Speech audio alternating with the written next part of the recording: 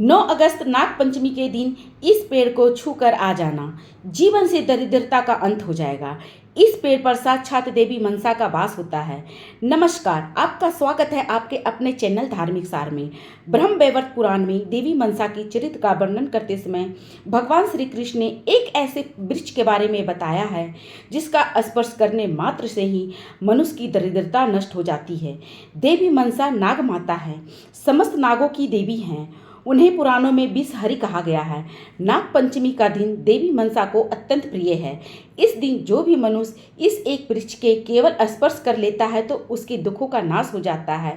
इस पेड़ पर साक्षात देवी मनसा का ही वास है। माँ मनसा समस्त दुखों को हरने वाली देवी हैं, समस्त रोगों का नाश करने वाली जगतकारु हैं।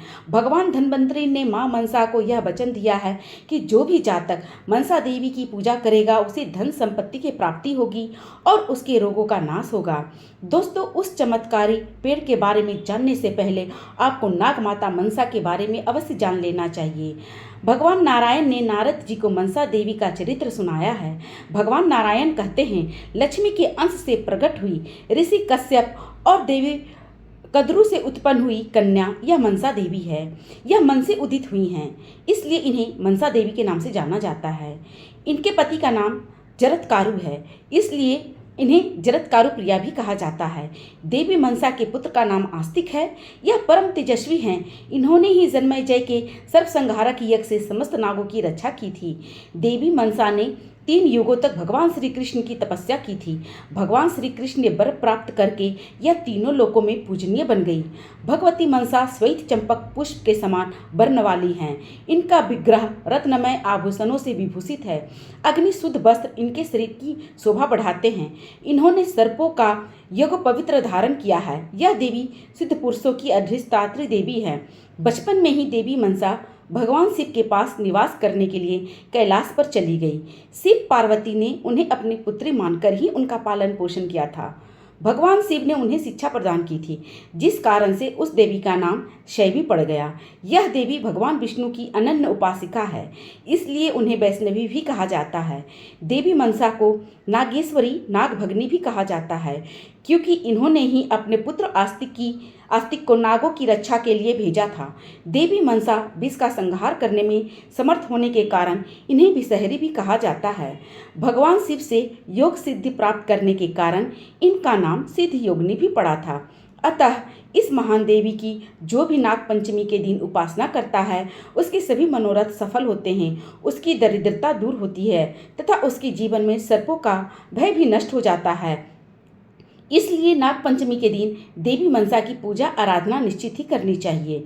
हिंदू पंचांग के अनुसार नाग पंचमी का त्यौहार श्रावण मास के शुक्ल पक्ष की नाग पंचमी को मनाया जाता है।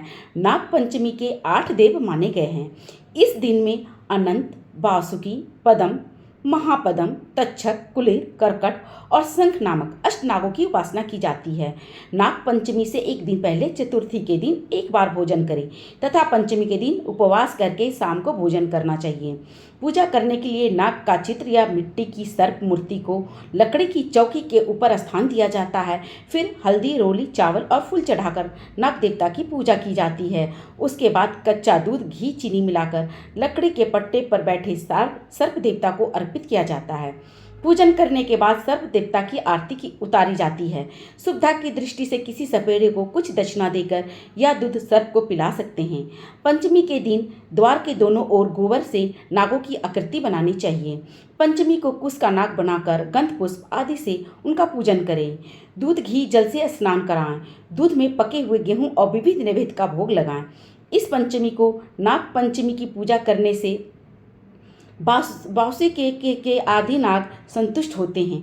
वह पुरुष नाग लोक में जाकर बहुत काल तक सुख का भोग करता है। इस प्रकार नियमानुसार जो पंचमी को नागों का पूजन करता है वह शारीरिक और मानसिक कष्टों से मुक्त हो जाता है। उसे धन्य धन की प्राप्ति होती है और मृत्यु के पश्चात वह श्रेष्ठ विमान में बैठकर नागलोक को जाता है। पंचमी तिथि को नागों का पूजन करके इस मंत्र का उच्चारण करना चाहिए। ओम कुरु कुल फट स्वाहा। इस मंत्र के उच्चारण से सर्पों का भय समाप्त होता है। जिस स्थान पर यह मंत्र बोला जाता है उस स्थान पर नाग कभी नहीं आते हैं और कभी कष्ट नहीं देते हैं, ऐसा वचन समस्त नागों ने दिया है। पंचमी के दिन नागों की पूजा के साथ ही देवी मनसा की पूजा भी करनी चाहिए। देवी मनसा की मिट्टी की प्रतिमा अथवा उनकी तस्वीर के सामने उनकी पूजा करनी चाहिए। इसके अलावा नाग पंचमी के दिन देवी मनसा के इस मंत्र का उच्चारण भी करना चाहिए। ओम ह्रीं श्रीं क्लीं ऐं मनसा देव्ये नमः स्वाहा। इस मंत्र की सिद्धि प्राप्त हो गई, वह धरातल पर सिद्ध है, उसके लिए विष भी अमृत के समान हो जाता है। आइए अब जान लेते हैं कि वह कौन सा पेड़ है जिसका स्पर्श करने मात्र से ही देवी मनसा प्रसन्न हो जाती हैं।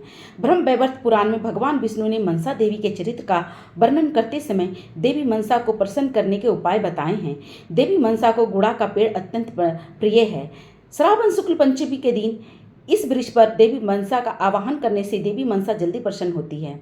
गुड़ा के पेड़ को कपास कहा जाता है, इसलिए नाग पंचमी के दिन कपास के पौधे को स्पर्श जरूर करना चाहिए। इस दिन जिस स्थान पर भी कपास का पौधा हो उस स्थान पर जाकर उस पौधे को स्पर्श करके देवी मनसा का स्मरण करना चाहिए और हो सके तो देवी मनसा के मंत्र का उच्चारण करना चाहिए। इसके अलावा इस दिन अगर आप कपास के पौधों की पूजा करते हैं और जल चढ़ाते हैं तो देवी मनसा जल्दी ही प्रसन्न हो जाती है। इस दिन आप कपास के पौधे को थोड़ा सा कच्चा दूध भी चढ़ा दें और देवी मनसा से प्रार्थना करें कि आपकी जो भी इच्छा है वह निश्चित ही पूर्ण हो जाएगी। आपकी दरिद्रता को भी माता दूर कर देती हैं। आपके जीवन में अगर किसी भी प्रकार का दोष है, कष्ट है, तो वह भी समाप्त हो जाते हैं। बस नाग पंचमी के दिन किसी भी समय पर कपास के पौधे को स्पर्श कर लेना। इस पौधे पर मां मनसा का वास हमेशा रहता है। ध्यान रहे दोस्तों, इस दिन कपास के पौधों को नहीं तोड़ना चाहिए और ना ही उसे कष्ट देना चाहिए। माता क्रोधित हो जाती हैं। नाग पंचमी के दिन जमीन को खोदना अथवा हल चलाना भी वर्जित बताया गया है। इससे मां मनसा क्रोधित हो जाती हैं। इससे जमीन के अंदर छिपे हुए सर्पों को कष्ट होता है अथवा जो नाग भूमि में निवास कर रहे होते हैं उनका घर भी टूट सकता है। नाग पंचमी के दिन कभी किसी सर्प के प्राण नहीं लेने चाहिए, ऐसा करने से महापाप लगता है। नाग पंचमी को नागों को ठंडा दूध चढ़ाना चाहिए क्योंकि इसी दिन नाग को भयंकर यज्ञ से अग्निदाह सहन करना पड़ा था, इसलिए उनके दाह को कम करने के लिए उन्हें ठंडा दूध चढ़ाया जाता है। नाग पंचमी के दिन नुकीली और धारदार चीज़ों का भी इस्तेमाल नहीं करना चाहिए। नाग पंचमी के दिन मीठे अन्न का भोजन करना शुभ माना जाता है। इस दिन मीठे पदार्थों का सेवन सबसे पहले करना चाहिए, इससे नागदेव प्रसन्न होते हैं। तो दोस्तों, इस प्रकार से आप नाग पंचमी के दिन देवी मनसा की पूजा जरूर करें। उम्मीद है आपको यह जानकारी अच्छी लगी होगी।